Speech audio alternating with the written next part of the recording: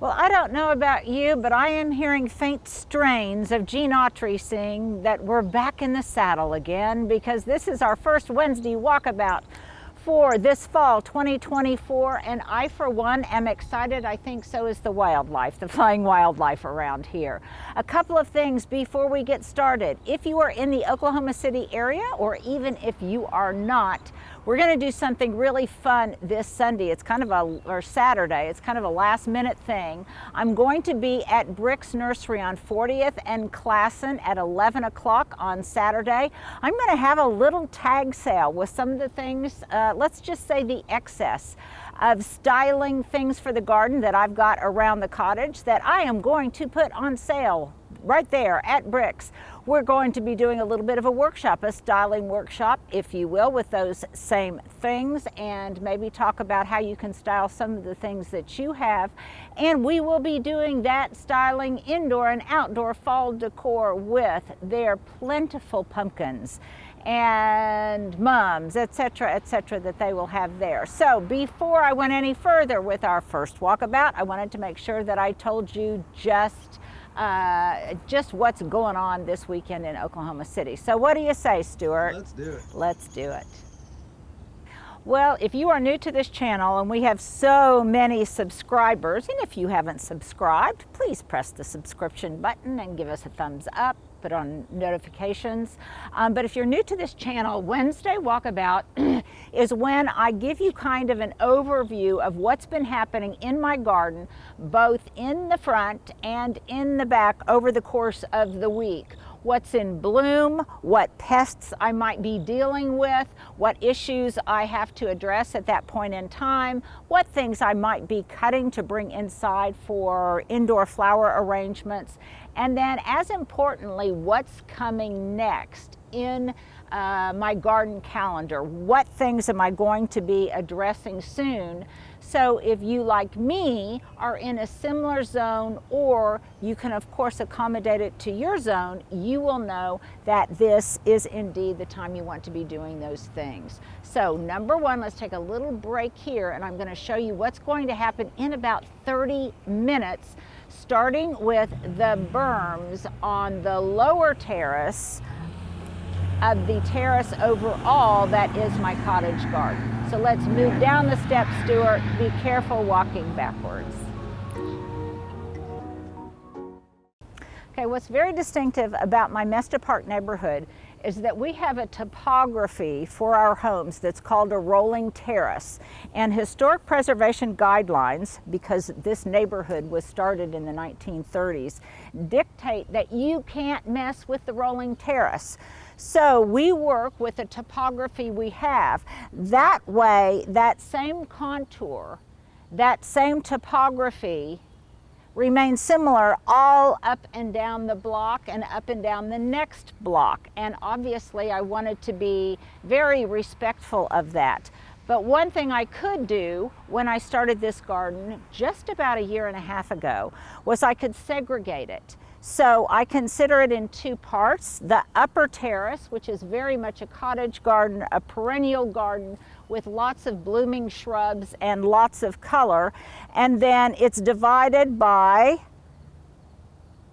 a brick segment right there, a brick walkway, if you will.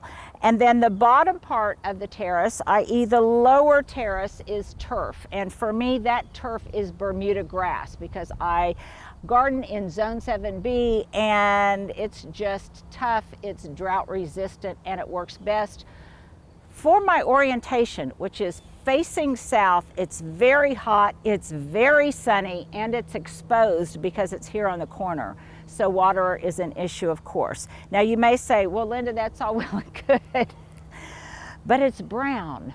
Well, it's not normally brown this time of year unless we're in a real water deficit, and we kind of are right now. But you can see right now that it's been scalped. So I had it taken down to the nubs, if you will, to basically almost just the root zone, so that there's a lot of space, a lot of pockets in between all of the runners. You can see here, Stuart, all of the runners of the Bermuda.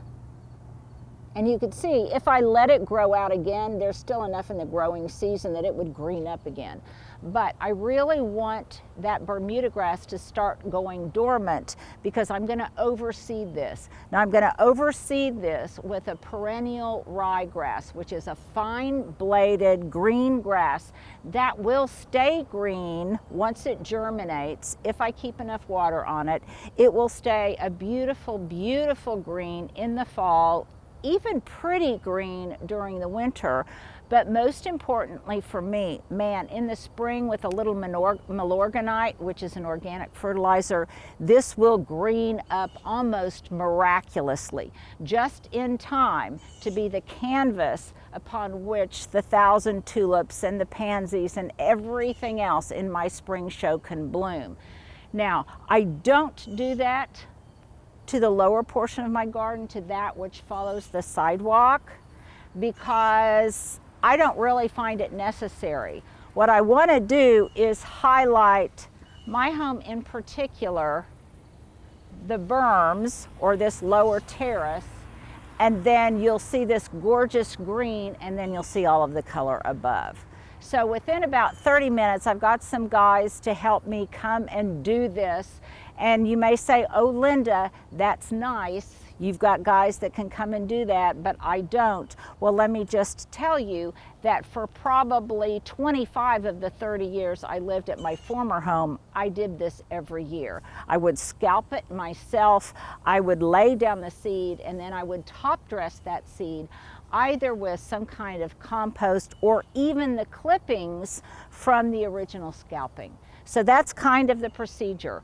Timing is crucial. You want to do it when it's still warm out so that seed will germinate very quickly, but you don't want to do it when it's still so hot that it's almost impossible to keep enough water on it for the grass to germinate, to thrive, and really even to just be able to endure the latter part of the summer and the first part of fall. So when the evening temperatures, the nighttime temperatures, and the morning temperatures begin to cool down, that's pretty much optimal. And that's going to happen here next week. So I'm going to get my seed down, it will germinate, and then I just have to tend it.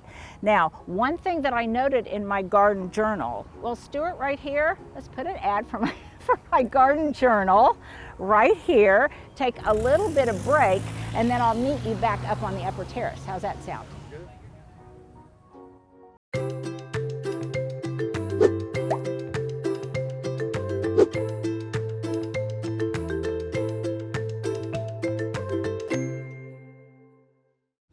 So what I'm noting in my garden journal is exactly when I am doing this. It's typically for me in my zone on or around September 15th.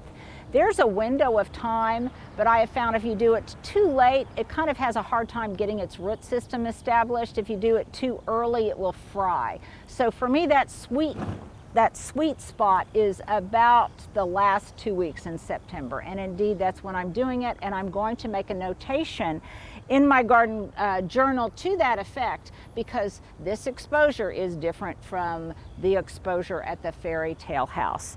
Now, what's in bloom and what's doing great? Well, I think I may have mentioned in some of the walkabouts, even before my sabbatical, that I was wondering about the monarchs. I was wondering about the swallowtails and some of the other pollinators because they just seem to be tardy in showing up this year. Well, I just needed to be patient because indeed they have showed up, and I have observed and recorded it in my journal that most of that activity seems to occur in the late afternoon, early evening. I've got some bees and things like that right now, but typically most of that activity is a little bit later in the day, which I find, well, I just find it interesting because I would think they would be like me and want to be out in the cool of the morning and not at the heat of the afternoon. But they do them, I do me. So that's what's going on. And why are there so many? Because I've got so many pollinator plants. And I would say that my favorites this year, and Stuart, we can kind of focus on each one individually. Oh my goodness, the buddleia, the butterfly bush, candy butterfly. Look at that hedge of it over there in the front border. Say hi to Kayla. Say hi to Kayla. Hey, Kayla. Kayla's a recurring personality here. Most of you know who she is. So the Budleyi, this is butterfly candy. This is little lavender. Oh, there's a little friend, Stuart. This is little lavender. And the one thing about it that I have found, now it's not absolutely necessary, but to get more beautiful, fresh, profuse bloom, I spend a lot of my time, and it's very pleasant time for me, it's very meditative, out in the garden just deadheading. So you can see that I've pretty much finished deadheading this one Budleyi, but over there I have not, and so I need to tackle that. And you can see the difference in appearance between how much fresher this one looks. It also will encourage more blooms to come out. The other plant that I have been thrilled with, I planted some of it last year, but boy, I am making a notation in my garden calendar. I want even more of it next year because of its superpowers to attract pollinators, but also its superpower to give vibrant color to the garden. And that's the pink pentas.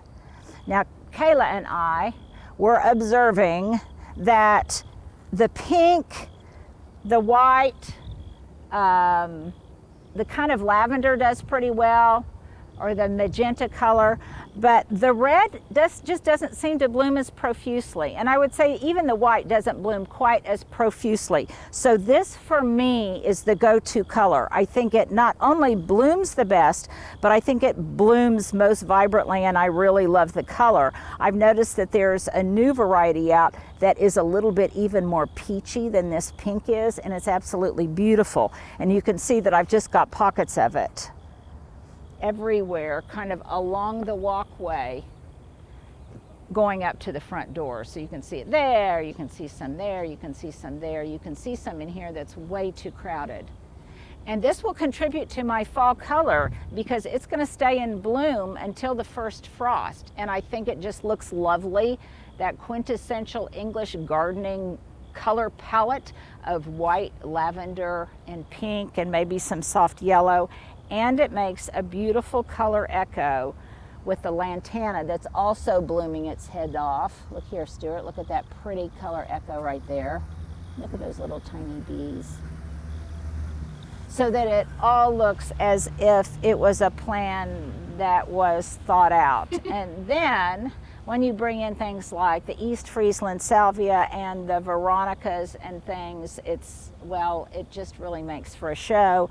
And now the roses are starting to put on a little bit more of a second or a last blush, end of season blush, and blush and flush of bloom, and I gave them a little bit of fertilizer about 2 weeks ago, so they're coming out.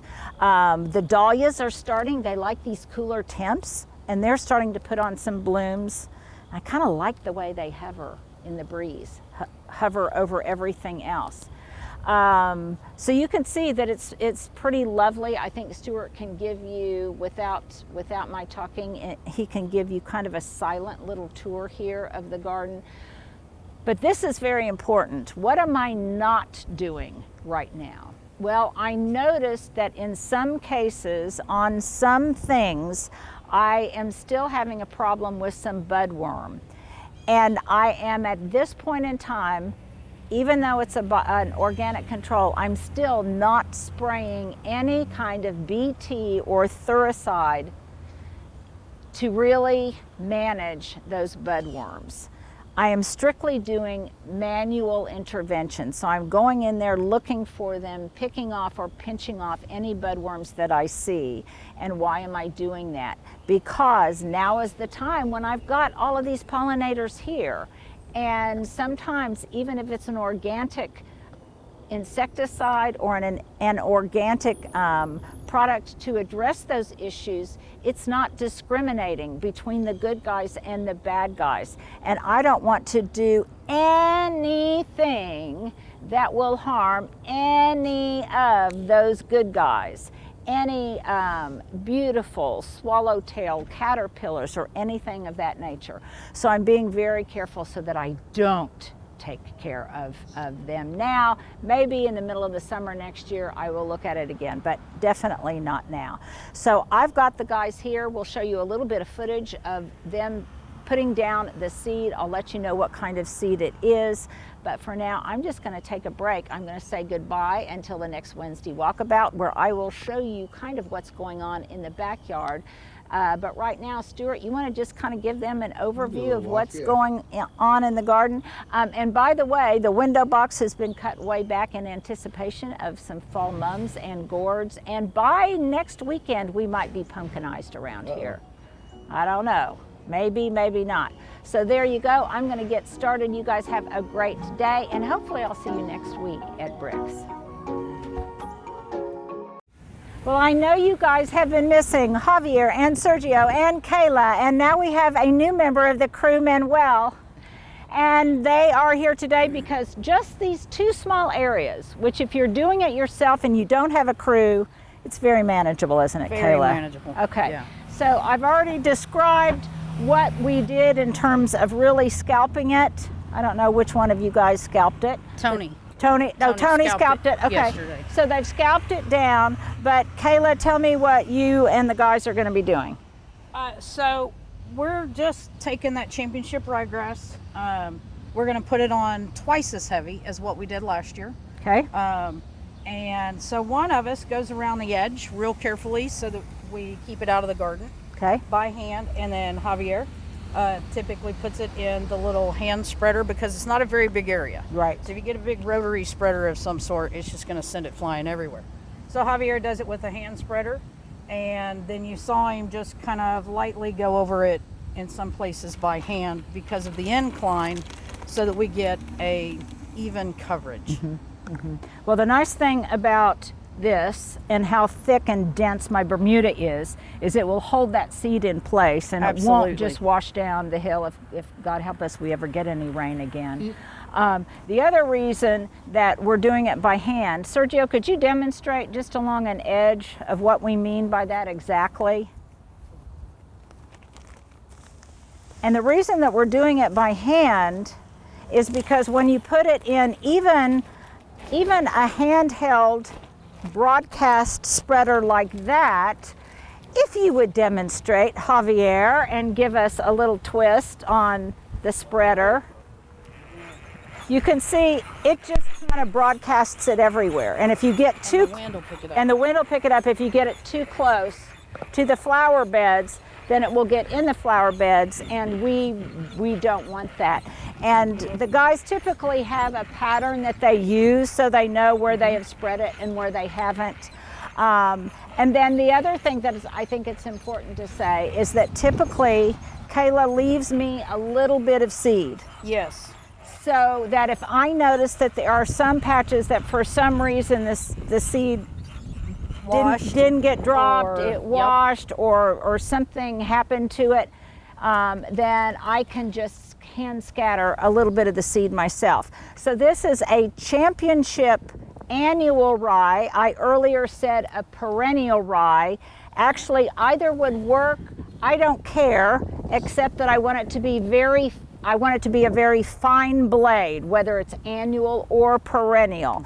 I don't want the thick bladed annual grass, which is also available. So this is championship. And where did you get this in the Oklahoma City? Seed. At Eckroat Seed. But can you get it other places like Home Depot or Lowe's or something similar? You're going to be able to get ryegrass, maybe not championship brand. I tend to use Eckroat because most of their seed is formulated for our zone. Yeah, okay. And I have not noticed, and I will observe to see if I have lots of bird feeding activity to see if they're coming in and they're just having a feast on the bird seed that we put down. If they are, we could top dress this in. We're gonna top dress it a little bit. Okay. Even though your grass is real thick, we're gonna put just a little thin layer of rich mix, which is a good sandy loam topsoil mixed with compost, and then it's had the big chunks that normally come in compost sifted out. Yeah. It also helps to hold moisture in. That's right. And to the extent we can keep it not wet, but let's say kind of damp. We want it moist. Moist. I try to tell my people that are new to overseeding, whether it be ryegrass or fescue grass, you want to keep it moist like you would a plant in your house. We don't want it dry on the surface, but we don't want it real wet. Okay, so moist is what we're after, which means that we want to water it gently and lightly multiple times a day until we see germination. Now, let's talk a little bit about fertilizing after. We'll be back Friday. Okay. Galen will come by, and your whole lawn, actually, because it's all Bermuda grass, will get Milorganite application again. This up here will really benefit from it, and hopefully when we cool off starting Sunday, this ryegrass will germinate a little bit faster than normal. And even though I don't like the hot temperatures that we've got coming, for germination that's actually good. It's once it germinates, we want it to cool off. We want it to stay cooler. And how many days till germination? 7 to 10. Okay. That's pretty good. And let me tell you, it is one of my favorite things is to come out and see the little haze of green that is starting to appear above the Bermuda grass. Now, I can't emphasize enough that I have helpers here, but for years, I did it myself. Kayla can attest to that. So it is very manageable, especially if it's a small area like this, but it definitely, I think, gives more vibrancy to a dull season. It makes it look more fresh, and it definitely provides, as I said earlier, a beautiful canvas for all of the pumpkins and things in fall, but also for all of those beautiful bulbs and things in spring when it greens up again. Thank you, dear. You're welcome. Good to see you. Good to see you.